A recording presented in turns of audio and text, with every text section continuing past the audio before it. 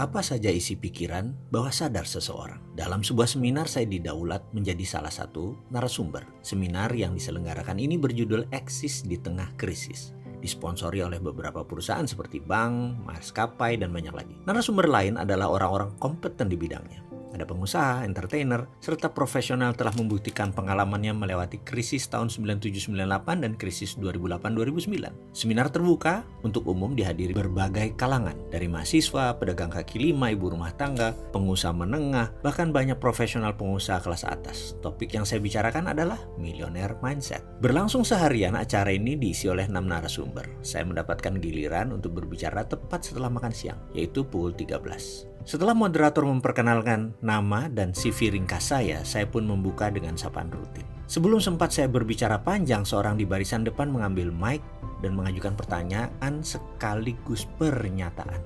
Pak Mardigu diundang sebagai apa kapasitasnya? Millionaire Mindset itu apa hubungannya dengan seminar ini? Kalau tidak ada hubungannya sebaiknya kita lewati saja, katanya. Kontan saya terkejut, dan belum berhenti keterkejutan saya, peserta lain mengajukan pertanyaan senada dengan menggunakan mic satunya lagi. Dia berada di posisi barisan tengah. Apa hubungannya seorang pengamat teroris dan pengamat intelijen dengan seminar eksis tengah krisis ini? Lalu membawakan tema Millionaire Mindset lagi. Apa Bapak seorang milioner? Peserta tersebut memprotes dan bertanyakan keabsahan ilmu saya dan korelasi dengan isi seminar. Peserta yang pertama bersuara menambahkan, apakah Anda pebisnis? Apa buktinya Anda pebisnis dan milioner? Jangan sampai Anda mengada-ngada. Seminar ini tentang eksis di tengah krisis. Apa hubungannya dengan narasumber ini? Tadi dari Kacang Garuda menceritakan pengalamannya dan kami sangat terinspirasi. Lalu Pak Lim Siobok dari Triwarsana Dunia Entertainment membuktikan kepakarannya. Terakhir Pak siapa itu dari bank. Dia berusaha mengingat-ingat tapi lupa. Beliau adalah mantan Menteri Keuangan. Catatan ya. Anda membawakan Millionaire Mindset, dia lanjutkan. Sementara kami kenal Anda seorang pakar teroris, pencuci otak teroris. Apa kami mau dicuci otaknya atau bagaimana ini? Saya tersentak, panitia pun gelagapan. Moderator menengahi, baik Pak, biar Pak Mardigu yang menjelaskan ya. Saya pun menceritakan sedikit hubungan saya dengan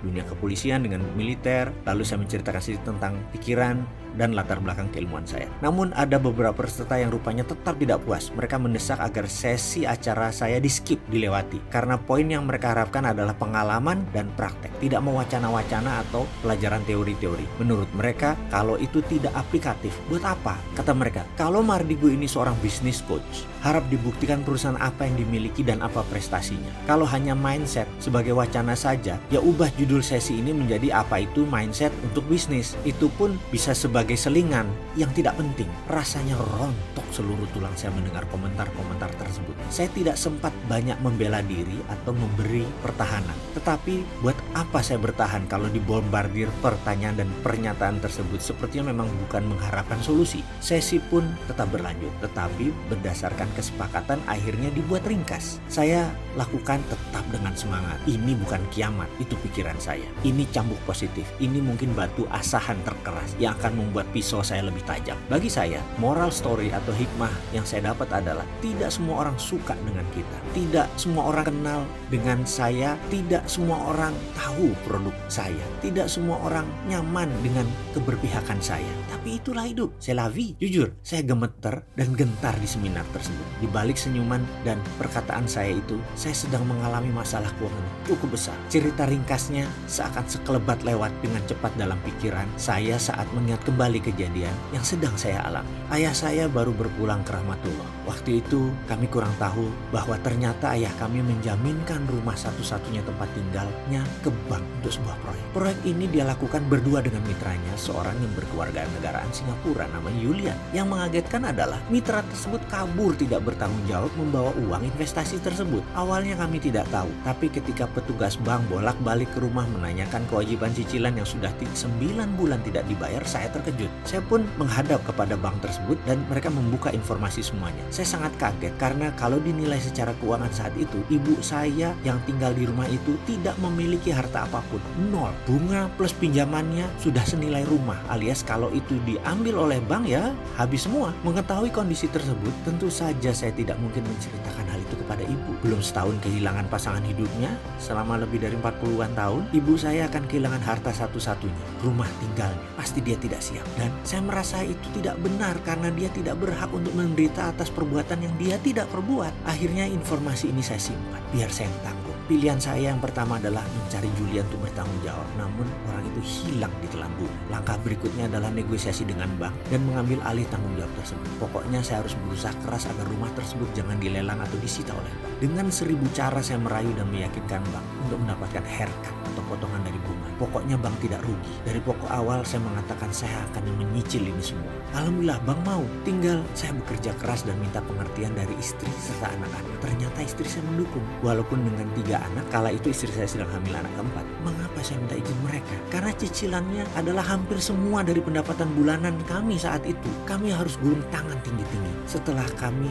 berjalan kira-kira 1 tahun, suatu hari ibu tercinta mengatakan bahwa ia ingin pindah ke kampung halaman di Jawa Timur. Ia ingin menjual rumahnya sebagai modal beli lahan untuk berkebun dan sedikit uang untuk hidup. Kata-kata ini bagai petir di siang bolong yang menggelegar. Memang sudah hak ibu saya untuk melakukan itu. Tapi kalau dijual saat itu, hampir semuanya uangnya akan diambil bank. Artinya ibu saya hanya mendapat kira-kira 10%. Dilema saya waktu itu. Apakah ibu saya harus diberitahu tentang kejadian sebenarnya atau saya telan dan tanggung sendiri? Saya pun melakukan hal yang tidak lazim. Saya memilih tidak memberi informasi apapun kepada ibu. Lebih baik saya menjual aset, rumah, tempat usaha, dan mobil untuk menebus bank. Lalu kami bisa mengambil sertifikat dan memberikan sertifikatnya kepada ibu agar ibu bisa menjualnya. Malam itu seperti biasanya saya berdoa memohon kepada Allah Subhanahu wa Ta'ala agar Dia berkenan atas keputusan saya ini. Lalu saya berkumpul dengan anak dan istri. Saya menceritakan semuanya dan apa yang akan saya lakukan. Kita akan menjual rumah tempat tinggal kita, ruko di Jati Bening, kantor pusat Rumah Yatim Indonesia, dan seluruh kendaraan kita. Kita akan cari rumah kontrakan sebagai ganti rumah kita sekarang yang akan kita jual. Saya menunggu jawaban istri saya dan anak-anak. Ternyata istri saya berkata, "Ayah, kalau buat bakti ayah kepada orang tua, kami tidak akan berkomentar apa-apa. Dan pastinya ya, apa yang ayah usahakan ini walaupun habis-habisan, tetap saja air susu ibu belum terbayar. Selama ayah ikhlas, aku setuju ya. Anak-anak saya pun setuju. Boleh ya, jual aja demi eyang. Perjuangan ayah pasti berat, kami percaya kok." Saya menundukkan wajah saya dan air mata saya pun ada di ujung mata. Kemudian saya mengangguk, "Terima kasih bunda, terima kasih anak-anakku. Ayah janji akan buktikan kepada kalian, ayah kalian ini terbuat dari apa." Akhirnya kami pun menjual rumah, ruko, 4 mobil. Semua kami lakukan segera agar bisa langsung menembus rumah ke bank. Dalam seminggu, sertifikat asli sudah di tangan ibu tercinta yang menyambut dengan senyum. "Ibu pulang kampung ya mas, ibu mau berkebun. Boleh ya, pamit ya." Kami hanya mengangguk melihat ibu tersenyum, hati kami pun sumringah, enteng dan lega. Dan seperti dugaan kami sebelumnya, rumah tersebut cepat terjual. Ibu pun pindah dari kota Jakarta ke Malang, Jawa Timur. Malam, sebelum acara Eksis di Tengah Krisis, saya membuka pintu kamar anak-anak di kamar sebelah, di rumah kontrakan yang kecil dan sempit. Ketiga anak kami sedang meringkuk tidur beralaskan bed cover. Kami tidak memiliki tempat tidur buat mereka. Tempat tidur hanya satu untuk dedek yang kecil yang baru lahir di kamar sebelah, di mana kami bertiga himpit-himpitan. Saya selimuti ketiga anak kami,